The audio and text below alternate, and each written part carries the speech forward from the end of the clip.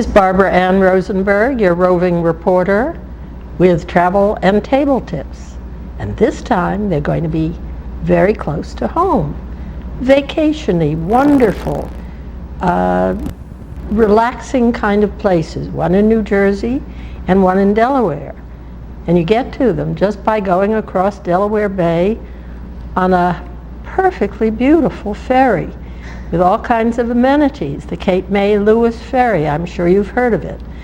So come with us to Cape May, look at all the Victorian houses, the beautiful colored houses, and then we'll get on the ferry and go over to Lewes, which is equally charming, but in a kind of different way. So come with us and enjoy. We are in the beautiful town of Cape May, amazing town full of Victorian houses. And the owner of one of these houses, a bed and breakfast as a matter of fact, called Victorian Lace, is Carrie O'Sullivan. And she is the innkeeper of this lovely place, Victorian Lace. And she's going to tell us just a tiny bit about how this house changed or the people who were building it changed their mind midstream or mid-building anyway, and went from Queen Anne to arts and crafts? Actually, it's a Dutch gambrel, colonial revival look that it ended up being. We do have an arts and crafts window on the third floor, and we have a Dutch gambrel roof on the garden side of the house. The Jefferson Street side of the house actually was the beginning of the building, and that's all the peaked roofs, Queen Anne Victorian, and it's carried through all the way to the middle of the house where they then decided they wanted colonial revival. Well, it's an interesting house. It's interesting inside as well, but we're not going inside. It is a bed and breakfast, and we've just spent a very comfortable night there and had a marvelous breakfast. Wish you were here with us. We had peach French toast. Did you ever hear that? It's delicious. Bye. And now we're in the part you're going to get a complete immersion in the Victorian style. This row of houses, each person has put an individual touch on it, but there's a row of houses here, each Victorian beyond belief, with the roof decorations and the colors, and mostly they used fall colors. So there are muted pinks and old rose and blues, nothing really bright. They're muted colors, and one more beautiful than the other in this row of houses, going all the way down to a great big one at the corner. And you'll see how very ornate they were. They went from the earlier days when the colonial and federal was all very simple lines, and then the Victorians just couldn't get enough decoration. So if there was any part of it, the house that wasn't decorated, well, it just looked blank. So, and here are some different styles of Victorian. Some of them even show French influence with the mansard roof, meaning the roof is kind of elevated all the way around. This, by the way, this area started in the early 19th century, 1800s, when people came here to do what they called sea bathing. We'll get down to the beach very shortly, but they escaped the heat of the city and came down here to get the mosquitoes, I guess. And here's another very colorful one. Look at those, that bright roof, and the house trimmed in the same bright red, and even the fence is trimmed in the same way. They've carried the color scheme right throughout, even to the flowers in the garden. So you've got this grayish green house with bright red roof and the trim. I'm not sure if this is typical of a painted lady. We'll find other painted ladies as we go along. Now, you want to talk fancy and trim for a Victorian house. Look at that trim. Look at those. I mean, the fence is fancy, but the trim on the house is just amazing. That one is probably a little later in the year. By the way, this all started in the early part of the 19th century, but most of these houses, they've had a couple of fires. Most of these houses are late 19th century, 1860s, 70s. By the way, you're south of the Mason-Dixon line here in Cape May, New Jersey. Can you believe this was allied itself with the South? Okay. All right, now we're looking at another one, a Queen Anne. Look at all those cupolas, the top hats, the peaks on that house. Queen Anne, it's called, and brighter colors than the other one, although it's still got some of that old rose. I mean, it's an amazing town as you go through it and you see one house after another of this variety. It's fanciful, it's charming, and that's why so many people flock here in the summertime. And we're looking at an especially bright one with all red trim and red awnings, and boy, you can't miss this one, the Sea Mist, right across from the beach, which is where people came to do their sea bathing, as they called it, and the guys came, the fathers and the young boys came in the morning, and then they left the afternoon for the women, who put on their bathing costumes, as they were called, with long woolen stockings and woolen bathing suits, and their head covered and with a parasol, and they would go in and do their sea bathing, as it was then called. And you got it just as cooled off then as you do now, and the water is kind of chilly, but the beach is considered one of the 10 best in the country. We'll go look at it in a little while. Well, this is called a painted lady, and painted she is. Did you ever see anything pinker in your whole life? The shutters are pink, the house is pink, they're various shades, even the flowers are pink. And it is a charmer, but there is a tinge of white on the edge of the shutters, just so that you don't get too carried away with the pink. It is charming, though. And here we are at the Emlyn Physic House, Physick, I think it is. And it's a member of the Physick family from Philadelphia. I think the guy at the Physick House in Philadelphia was like a great-great-grandfather. This is typically Victorian, but with some glitches, some changes. And that's, of course, because it was, well, it's attributed to Frank Furness, Furness, who is also responsible for some of the buildings on the Drexel campus, and some in town as well. Deja Vu, the restaurant, is attributed to Frank Furness. This is Victoriana up the gazoo inside, all that golden oak furniture. They've done their best to keep the feeling the same. It's now owned by the town of Cape May, or city, whatever it is, and it's maintained by the ladies of the town and the gentlemen of the town, and the ladies give tours through the house. It's really a very interesting tour. If you don't know Victorian, you'll see all kinds of things that are typical, from kitchenware to chairs and tables and dishes, and just about everything inside is of the period. The gas chandeliers, and it's a very interesting trip for people to take if they're down here, and you can pay a very small amount and go be guided through. Take a trolley to get here, and You'll have a good time. And this charming structure, would you believe, is the town firehouse.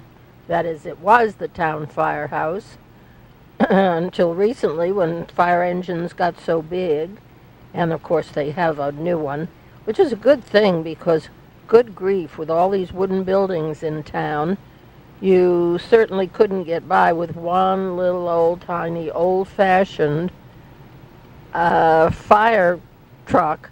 They've got serious fire trucks in another more modern building. But this is now kind of a museum, and people go through and take trips and, poke around. But isn't it cute? It really is. In the same design, same architectural style as many of the houses. This is the Angel of the Sea. It's actually a two-part bed and breakfast, or inn, and it's the largest bed and breakfast in the city of Cape May, and certainly one of the most elaborate. Look at that railing upstairs on the second floor. It looks kind of like New Orleans.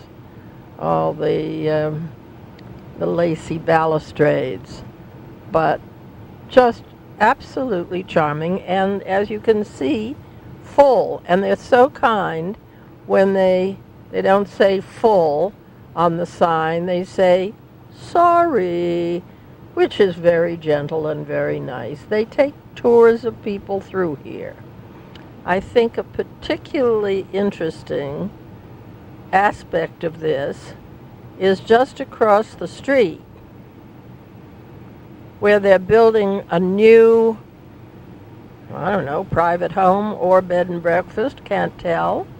Pretty big for a private home, but then some of them are down here.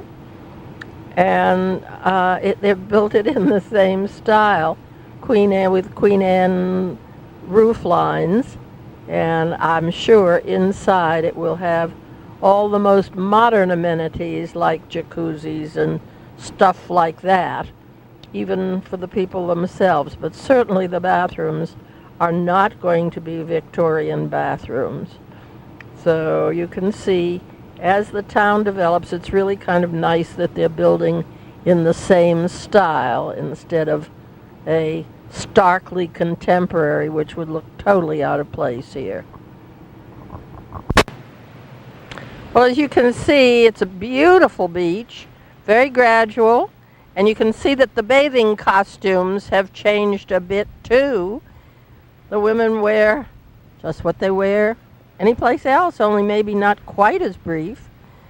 Nevertheless, it's a wonderful, flat, gradual beach, and it goes on and on and on. So this is Cape May.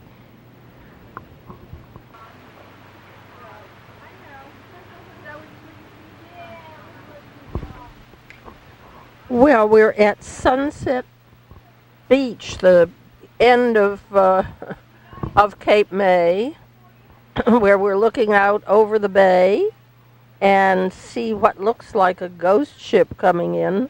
I think it's the ferry that we're going to be taking tomorrow over to Lewes, Delaware, right across the bay. And interesting here at again, a lovely beach. I don't think they use this one so much for swimming as at the other end, but they did use it as part of the shipping lanes, I guess, because out there is the remains of the experimental concrete ship, the SS Atlantis, one of 12 built during World War I. A concrete ship, one wouldn't think that it would float. Well, evidently it didn't do too well because it was proven impractical. After several transatlantic trips, I wouldn't think that it would do it, but because of weight, and it broke loose during a storm in 1926 and went aground, and there she stays. They've never been able to free it. So it's kind of a curiosity that people come out and look at. And it's just a lovely place to be. It's very tranquil here. See, some people are fishing. I don't know what they're fishing for, but they must not just be sitting here all day to amuse themselves. And it's a big open part of the bay and just lovely. Well, this is Cape May Point Lighthouse. And Cape May Point evidently is a separate political entity. It's got its own municipal building, and it's hard to find, I'll tell you that. You keep getting glimpses of it from other parts as you come down on a road, but then you can't find out where to turn, and they sure don't make it easy for you by having lots of signs to the Cape May Historic Lighthouse. It's historic, I guess, because it was an early one, marked the entrance to Delaware Bay. And it's now automatic. There's no lighthouse keeper living in here. But I imagine back in the olden days when they did have a lighthouse keeper, it was pretty lonely out here, as it was in most of the lighthouses. Nevertheless, it's a romantic-looking one, and we'll probably see it again as we go out on the ferry tomorrow. Go on the ferry to Lewes on the Delaware side. Very pretty area down here. The air is clear, and today, thank goodness, the sun is out. It hasn't been for the past few days. It's been misty, moisty, and dreary. But now it's nice and clear and clean looking. The sky even looks like it'll stay clear for a while, we hope. So, enjoy. We're enjoying. Well, we're still in Cape May, down at the very tip, I guess, and at the ferry slips. As you can see, there are 3 of them. They're pretty big. Cars go on them. I think it takes about an hour to get across from Cape May to Lewes, which is where we're headed. And Lewes is in Delaware, on the other side of Delaware Bay. And this is a major mode of transportation from one state to the other. And I understand now. I haven't been on it ever myself, but we'll take you on board with us. I understand that it is a very comfortable and very attractive ride, and a very attractive ship with all kinds of amenities on board. So we'll go and explore it together.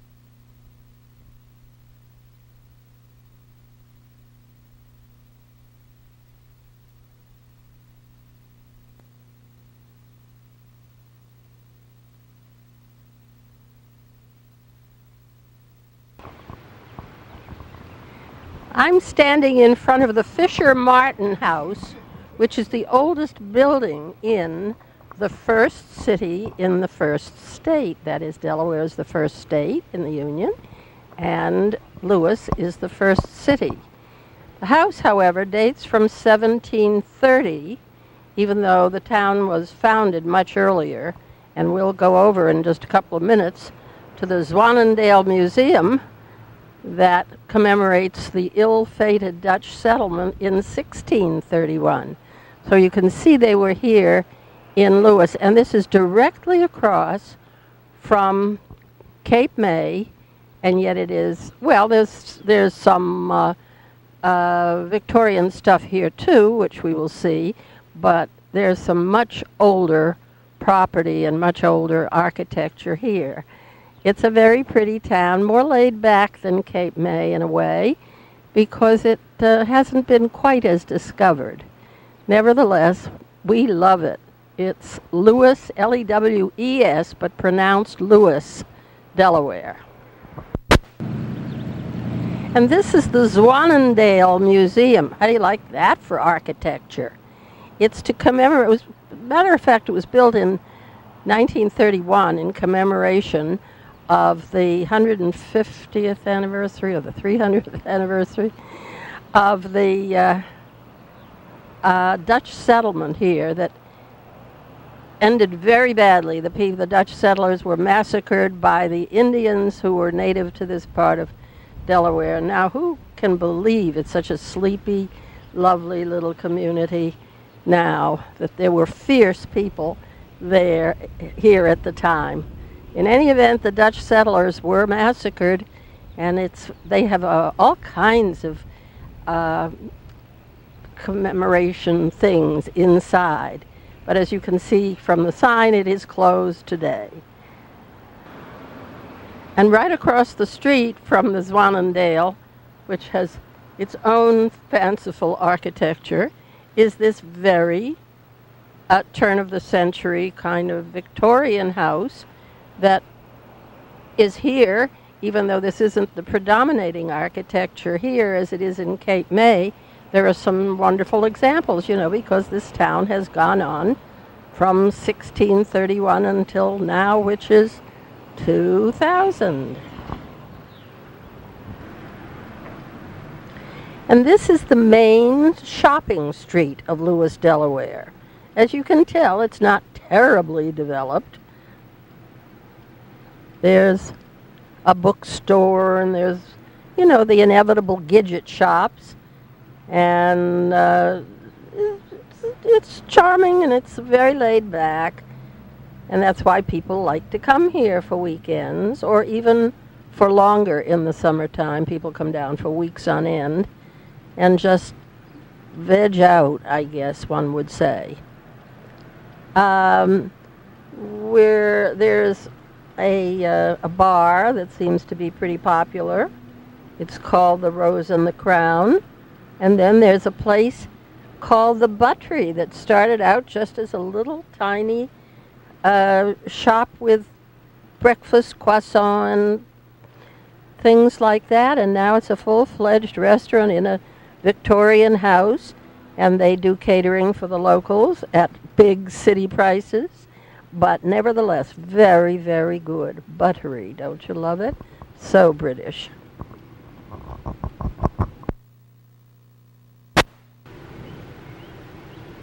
And we're taking these pictures from Ship Carpenter Square, a new development where a developer had a very clever idea. Instead of building new houses, to keep the tradition of the age of Lewes, they brought in 18th century houses from all over the area, all over Delaware, even some from Maryland, I think, and brought them on flatbed trucks and then reconstructed the insides. The outsides were left pretty much intact as they were in the 18th century. And this whole area, the gardens and the whole atmosphere is of an 18th century town. And one of the most charming places in town, at least as far as I'm concerned, is the Preservation Forge, where there is an eccentric but very talented blacksmith, genuine blacksmith, who makes all kinds of wonderful things, some of them in reproductions that are, today's reproductions that don't turn me on. But the man can reproduce any of the old designs, and he does it. He's just very, very talented and very eccentric. As you can see, he doesn't say closed when he is not working at the shop. He says simply shut. And that's, he's either open or shut. Just as simple as that. And we're now taking this from Pilot Town Road, which is where many of the river pilots lived and still do, as a matter of fact. And this piloting is a family kind of tradition, and the right to be a pilot and guide ships from Delaware Bay up to Philadelphia is a family tradition. It passes down from father to son. Matter of fact, we met a pilot last night. When I hear pilot, I think of an airplane pilot, but no such thing. He was one of these guys who uses these pilot boats to guide the big ships. It's probably not going to last much longer because anybody can have this very sophisticated radar equipment that tells them where there are obstacles in the path of the ships. In any event, many of the pilots live here on Pilot Town Road. Some of them still do, and it's very pretty over by the Lewes Canal.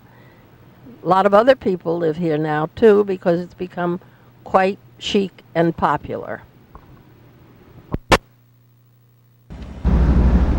Now you've been both to New Jersey and to Delaware. With some similarities, they're both very old communities.